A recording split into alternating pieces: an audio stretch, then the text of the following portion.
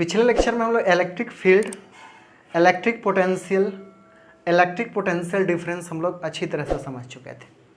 अब हम लोग कंटिन्यू आगे बढ़ रहे हैं। तो फिलहाल हम लोग शुरू करते हैं अपना लेक्चर, सभी कहानी को समझेंगे। मैं हूं के कश्यप और प्यारा चैनल आपका IQ। शुरू करते हैं कंडक्टर से। कंडक्टर जिसको हम लोग बोलते हैं चालक, ठीक है। चालक का कहने से मतलब ही होता है चलने का काम कर रहा होगा। चलने का काम कौन करता है? तो कंडक्टर के अंदर में चलने का जो काम करता है वो चार्ज करता है, और चार्ज इनडायरेक्टली एसोसिएटेड है किस चीज़ से? इलेक्ट्रॉन से। इसका मतलब है इलेक्ट्रॉन है, इसका मतलब इसी को हम लोग क्या, चार्ज को आप जानते हैं क्या बोलते हैं? आवेश बोलते हैं। इतना तो समझ पा रहे हैं। और आवेश टाइम से रिलेटेड होते हैं तो ये इनडायरेक्टली कनेक्टेड हो जाते हैं किससे? से करेंट से। तो इलेक्ट्रिक करेंट मतलब इसको I लिखते हैं, विद्युत धारा को हम लोग I से रिप्रेजेंट करते हैं। ओवरऑल एक कंडक्टर के अंदर, कंडक्टर आप समझिएगा, ये चालक के बारे में समझिए कि चार्ज क्या करेंगे, एक जगह से मूव करने देंगे। समझिएगा कौन सा? चार्ज को। चार्ज मतलब आवेश को, और वो आवेश को ले जाने का काम कौन कर रहा है? इलेक्ट्रॉन कर रहा है, ठीक है। और हो सकता है वो किस फॉर्म में? तो करंट के फॉर्म में ले जाता है। करंट का फार्मूला हम लोग जानते हैं अच्छी तरह से, आप जानते हैं। अब समझिएगा एक कंडक्टर एक्चुअली होता क्या है। एक कंडक्टर हम लोग जानते हैं कि एक मटेरियल है, ठीक है। ये क्या होता है? मटेरियल होता है, एक पदार्थ हो सकता है, ठीक है। अब किस तरह का पदार्थ हो सकता है? तो उसके प्रॉपर्टीज पे डिपेंड करता है। ये पदार्थ जो है कंडक्टर है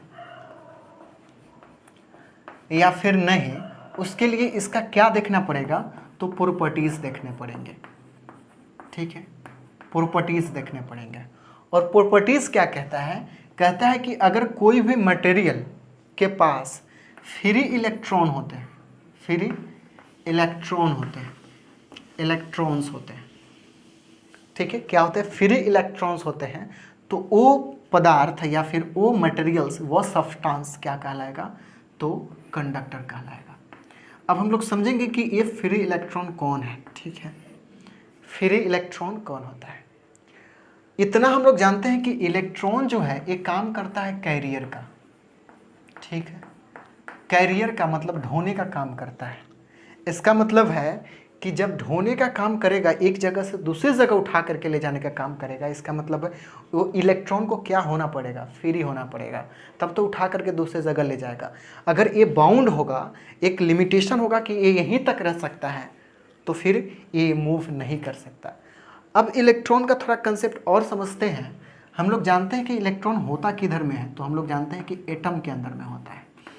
और एटम को अगर बहुत सारे एटम को जोड़ दे हैं तो हम लोग जानते हैं कि मॉलिक्यूल्स बन रहे होते हैं, कण बन रहे होते हैं। अब समझिएगा ये क्या है? परमाणु। ये परमाणु है। परमाणु किस तरह का स्ट्रक्चर होता है? तो हम लोग जानते हैं कि ये न्यूक्लियस होता है, और उसके अराउंड एक ऑर्बिट होता है। क्या होता है? कक्ष होता है। ये न्यूक्लियस है। न्यूक्लियस के अंदर में प्रोटॉन प्लस न्यूट्रॉन होता है, ठीक है। प्रोटॉन और क्या होता है? न्यूट्रॉन होता है। किसके अंदर? न्यूक्लियस के अंदर।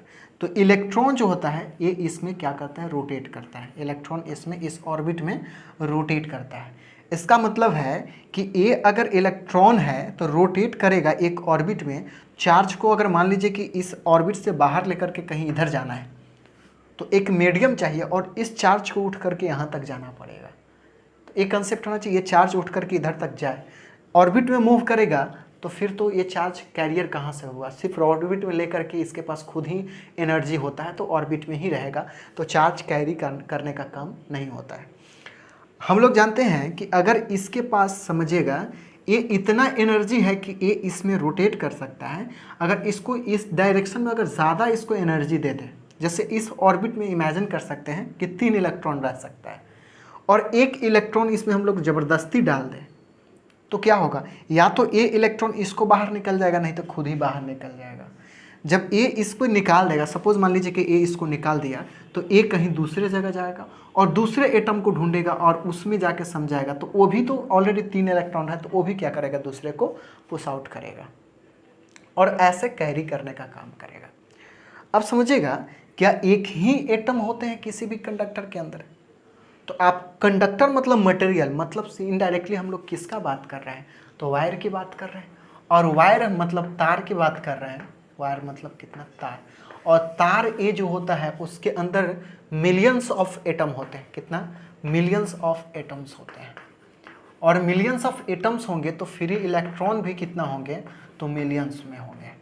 इतना तो बात समझ में आ रहा है। अब समझने का प्रयास करते हैं कि ये अगर वायर है, ठीक है, अब किस चीज़ से बना है ये हम लोग अभी डिफाइन नहीं करते, क्योंकि हमको प्रॉपर्टीज देखकर बताना है कि ये क्या है, इलेक्ट्रॉन कंडक्टर है या फिर नहीं है। तो इसको चेक करने के लिए मुझे पता है कि ये किस चीज़ से बना होगा, तो मुझे अच्छी तरह से ये बात पता है कि ये जो बना होगा किस चीज़ से? एटम से बना होगा। और एक एटम यहाँ पे मैं दिखा दूँ तो इसके अराउंड क्या होगा? इलेक्ट्रॉन मूव कर रहा होगा। एक यहाँ दिखा दूँ तो यहाँ भी इलेक्ट्रॉन मूव कर रहा होगा। ऐसे करके इनफाइनाइट इसमें क्या होंगे? ऑर्बिट्स होंगे और इलेक्ट्रॉन मूव कर रहे होंगे। समझिएगा इस बात को, ठीक है। इसका मतलब है ये बहुत सारे इसके अंदर में एटम होंगे।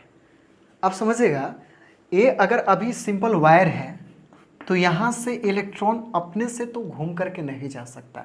मैं बोला कि इसके अंदर कोई नया सा इलेक्ट्रॉन डालना पड़ेगा, नहीं तो मुझे इलेक्ट्रॉन इनडायरेक्ट बोले या डायरेक्ट बोले तो एनर्जी मुझे इसके अंदर क्या करना होगा? पुट करने पड़ेंगे।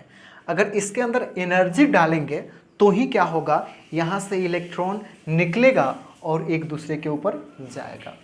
तो ये एनर्जी डालने के लिए हम लोग एक दूसरा क्या करते हैं? कंडक्टर लेते हैं, और एक ऐसा कंडक्टर लेते हैं कि इसके ऊपर चार्ज है। और चार्ज कैसे आता है? तो आप स्टैटिक चार्ज के बारे में जानते हैं कि अगर एक चीज़ को दूसरे पे रब करते हैं, मतलब रगड़ते हैं, तो एक चार्ज दूसरे पे क्या होता है? ट्रांसफ़र हो जाता है। तो एक पॉजिटिवली चार्ज हो जाते हैं, एक नेगेटिवली चार्ज हो जाते हैं। तो मैं ये इमेजिन करता हूँ कि रब करने के बाद हम लोग लेकर के आए और इसके पास नेगेटिवली चार्ज बहुत सारे हो गए, बहुत सारे नेगेटिवली चार्ज हो गए। और मुझे पता है कि इंडक्शन आप पढ़े हो, तो यहाँ से अगर इसको सटा दें तो इस पर क्या होगा? ये नेगेटिवली चार्ज क्या हो जाएगा? शिफ्ट हो जाएगा। और ये इसका क्या है? Cross sectional area. जैसे वायर होता है ना, वायर से जिधर से पानी फ्लो होता है या फिर चार्ज फ्लो होता है, ये क्रॉस सेक्शनल एरिया है जिधर से ये क्या होगा? ये नेगेटिवली चार्ज मूव करने वाला है। अब इस पे चार्ज आ गया, इस पे जब चार्ज आ गया तो यहाँ पे बहुत सारे इलेक्ट्रॉन होंगे या फिर एटम होंगे, परमाणु होंगे, तो उसके सराउंडिंग इलेक्ट्रॉन मूव कर रहा होगा। मुझे अच्छी तरह से पता है कि दो चार्ज अगर नेगेटिव नेगेटिव चार्ज होते हैं तो ये एक दूसरे को क्या करते हैं? रिपेल करते हैं, मतलब एक दूसरे को विकर्ष करते हैं, है ना। तो एक दूसरे को एक दूसरे के अपोजिट डायरेक्शन में पुश कर रहे होते हैं। इतना बात मुझे समझ में आता है। इसका मतलब ये चार्ज यहाँ पे जो इलेक्ट्रॉन है जो रोटेट कर रहा है, या कैसे रोटेट नहीं, रिवॉल्व कर रहा है किसके अंदर? एक न्यूक्लियस के अंदर। ये क्या करेगा? ये जो इलेक्ट्रॉन है इसके ऊपर फोर्स लगाएगा और इसको बाहर निकाल देगा, और ये जा करके इसको शिफ्ट हो जाएगा इसके ऊपर, और ये अब निकलेगा तो ये दूसरे को देगा, दूसरे एटम्स के अंदर में घुस जाएगा, और वो क्या होगा? ऐसे ही करके ये इलेक्ट्रॉन का मूवमेंट कुछ इस डायरेक्शन में होना शुरू हो जाएगा, ठीक है। वैसे ही बहुत सारे यहाँ पे हम लोग जानते हैं नेगेटिव चार्ज है, तो इस डायरेक्शन में मूवमेंट शुरू हो जाएगा। अब समझ में ये आने चाहिए कि ये चार्ज देने का काम कौन किया? तो यहाँ से हम लोग एक्सटर्नल एनर्जी लगाएं, ठीक है। जैसे कि अब एक्सटर्नल एनर्जी हम लोग के पास कौन होता है? तो हम लोग जानते हैं कि बैटरी होता है। तो हम लोग इमेजिन कर सकते हैं बैटरी, और यहाँ पे कुछ बल्ब लगा दें ताकि हम लोग एक सर्किट बना सकें। तो एक कुछ ऐसा होता है। तो जब तक ये हम लोग नहीं देंगे, मतलब ये बैटरी से कनेक्ट नहीं करेंगे, जब तक ये इलेक्ट्रॉन मूवमेंट नहीं करेगा। जो ही यहाँ से हम लोग चार्ज देंगे, यहाँ से क्या देंगे? पोटेंशियल इसको दे देंगे, तो यहाँ से एनर्जी इसको मिलेगा और ये क्या करेगा? फ्लो करना शुरू कर देगा, ठीक है। आपको पता है कि ये अगर पॉजिटिव रहता, आई इधर की तरफ मूव करता, इलेक्ट्रॉन उल्टा मूव करना शुरू करता है, ये तो हम लोग जानते हैं। अगर ये इलेक्ट्रॉन मूव कर रहा है, इसका मतलब यहाँ का जो इलेक्ट्रॉन है कैसा है? फ्रीली है। क्या है? Free electron. जब फ्री इलेक्ट्रॉन मिल जाता है तो हम लोग क्या कहते हैं कि ये क्या है? कंडक्टर है। इसका मतलब है इस केस में ये क्या है? कंडक्टर है, क्योंकि यहाँ से इलेक्ट्रॉन बहुत सारे मूव करते हुए जा रहे हैं। एक कंडक्टर मुझे पता चल गया। तो एक प्रॉपर्टीज़ आपको अगर याद रहे तो इससे हम लोग पहचान सकते हैं कि एक कंडक्टर का काम करता है। कंडक्टर के पास क्या इंपॉर्टेंट हम लोग बात बताएं कि यहाँ पे एक पोटेंशियल होने चाहिए ताकि ये एक्स डायरेक्शन में मूव करे। अगर इसमें नहीं लगा है, सपोज मान लीजिए कि ये बैटरी हम लोग हटाए हैं, तो भी इसके अंदर इलेक्ट्रॉन का मूवमेंट चल रहा है, लेकिन वो जिगजैग मोशन में चल रहा है। मतलब वो कैसे भी पागल की तरह मूवमेंट कर रहा है, जिगजैग मोशन कर रहा है। लेकिन जब ये देते हैं तो एक डायरेक्शन देता है और एक डायरेक्शन में करंट को फ्लो कराने का काम कराता है। आपको एग्जाम्पल में याद रखना है, आपको याद हो तो आयरन से हम लोग क्या कर सकते हैं, इलेक्ट्रिक करंट को फ्लो करा सकते हैं। ठीक है, कॉपर से भी करा सकते हैं, एयू से भी करा सकते हैं, मतलब गोल्ड से भी करा सकते हैं। सबसे जो होता है आप वेस्ट कंडक्टर हम लोग जो मानते हैं वो सिल्वर को मानते हैं। तो याद रख लीजिएगा, वेस्ट अगर सिल्वर के कंडक्टर के पूछे तो आपको सिल्वर याद रखना, जो मैक्सिमम में यूज़ में आते हैं सिल्वर का। तो आई होप इतना बात आपको समझ में आ गया, और एग्जाम्पल्स बहुत सारे हैं, आप इतना कम से कम याद रखें। आप समझिएगा, तो यहाँ पे मैं बोला फ्री इलेक्ट्रॉन होगा, तो हर सब्सटेंस का ऐसा प्रॉपर्टीज नहीं होता है कि इलेक्ट्रॉन यहाँ से चार्ज दे तो इलेक्ट्रॉन फ्लो कर जाए, ऐसा हर मटेरियल ऐसा नहीं करता। इंसुलेटर, और इंसुलेटर को इंग्लिश में हम लोग बोलते हैं कौन चीज़, तो अचालक। अचालक, हिंदी में इसको अचालक बोलते हैं। और इंसुलेटर का एक और नाम है जिसको हम लोग बोलते हैं डाई इलेक्ट्रिक। ठीक है, इसको ये भी बोलते हैं, तो भाई कंफ्यूज होने की बात नहीं है। तो 3 बात तो कम से कम याद रख सकते हैं। अब इंसुलेटर क्या है, तो सिंपल, ये भी एक तरह का क्या है, मटेरियल है। ठीक है, मटेरियल है। अचालक, इसका मतलब है इसके अंदर चार्ज जो है नहीं चलेगा, नहीं चलेगा। जब चार्ज नहीं चलेगा इसका मतलब क्या है कि यहाँ से करंट फ्लो नहीं करेगा, मतलब इलेक्ट्रिसिटी पास नहीं करेगा। इलेक्ट्रिसिटी पास नहीं करेगा तो सिंपल सी कहानी आपको समझ में आ जाना चाहिए कि जहाँ से इलेक्ट्रिसिटी पास नहीं करता है उसको हम लोग बोलते हैं इंसुलेटर। जब ये इलेक्ट्रिसिटी पास नहीं कर रहा है तो आप उस समय याद रखिएगा, इसके पास it have not free electron, इसके पास फ्री इलेक्ट्रॉन नहीं है, इसके पास फ्री इलेक्ट्रॉन्स नहीं होते हैं। अब एग्जाम्पल में आप याद रख लीजिए, एग्जाम्पल के लिए कौन सा है, तो आप एग्जाम्पल में याद रख सकते हैं वुडन, वुड हो जाएंगे। ठीक है, आप लिख सकते हैं क्लॉथ, लिख सकते हैं, बहुत सारे कपड़ा होते हैं, प्लास्टिक भी होते हैं, और एबोनाइट भी लिख सकते हैं। ऐसे बहुत सारे मटेरियल्स है जहाँ से आपका चेयर जो बना होता है वुडन का ही बना होता है। तो ये सारी चीज़ जो होते हैं कौन सा, इंसुलेटर होते हैं। इंसुलेटर आप समझिएगा, अगर ये इंसुलेटर है तो सेम इसका उल्टा प्रोसेस आप अपनाइए। अब इसमें नेगेटिव चार्ज, इसमें बहुत सारे इलेक्ट्रॉन होंगे। अब यहाँ से जो इलेक्ट्रॉन, आप समझना, यहाँ पे जो इलेक्ट्रॉन रिवॉल्व करेगा और यहाँ से हम लोग मान लीजिए नेगेटिव चार्ज बाहर से दे दिए, तो ये भी इसके ऊपर तो फोर्स लगा ही रहा है। क्या दिक्कत है, निकल के बाहर जाना चाहिए, नहीं जाएगा। रीज़न क्या है कि यहाँ पे जो इलेक्ट्रॉन्स होते हैं वो स्टैटिक इलेक्ट्रॉन होते हैं। क्या होते हैं, स्टैटिक इलेक्ट्रॉन, मतलब रुका हुआ इलेक्ट्रॉन होते हैं, एक ऑर्बिट में मूव करते हैं, और इसको ज़्यादा एनर्जी चाहिए होता है इसको फ्लो करने के लिए, और उतना एनर्जी पॉसिबल नहीं कि इसको दिया जाए कि रोटेट करे, तो सिंपल ऐसे आगे की तरफ मूव करे, तो इसका टेंडेंसी होता ही नहीं है। ठीक है, आप समझिएगा, इसका टेंडेंसी होता ही नहीं कि इसका इलेक्ट्रॉन क्या कर दे, आगे की तरफ बढ़े। इसलिए ये जो चार्ज हम लोग देते हैं, ये चार्ज भी क्या हो जाता है, स्टैटिक हो जाता है। जहाँ पे हम लोग चार्ज देंगे वहीं पे वो क्या हो जाता है, रुक जाता है, और उसको ही हम लोग बोलते हैं स्टैटिक चार्ज। तो आई होप इतना बात आपको समझ में आया। तो इसको हम लोग बोलते हैं इंसुलेटर। इंसुलेटर के लिए एग्जाम्पल याद रखिए, इंसुलेटर और कंडक्टर के बीच में एक आता है सेमी कंडक्टर, मतलब सेमी कंडक्टर। सेमी कंडक्टर पे आपको सेपरेट लेक्चर मैं प्रोवाइड कराऊंगा, क्योंकि ये छोटा टॉपिक नहीं है और इसके अंदर बहुत सारे कंसेप्ट को पढ़ने हैं। यहाँ पे सिर्फ ओवरव्यू मैं दूंगा कि ये क्या होता है। इसको हम लोग बोलते हैं अर्ध चालक। ठीक है, चालक। अब समझिएगा, अर्ध चालक क्या होता है, ये जो होता है दोनों प्रॉपर्टीज रखता है। कौन चीज़, कंडक्टर का भी, थोड़ा सा कंडक्टर का रखता है और थोड़ा सा इंसुलेटर का भी रखता है।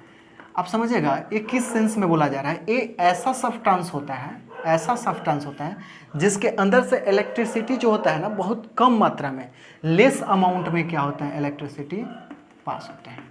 जब लेस अमाउंट में यहाँ से इलेक्ट्रिसिटी पास होते हैं, इसका मतलब है कुछ हद तक इंसुलेटर का काम कर रहा है, क्योंकि कंडक्टर रहता तो इलेक्ट्रॉन तो ज़्यादा होता है और ये मैक्सिमम इसके पास इलेक्ट्रॉन, फ्री इलेक्ट्रॉन होता है।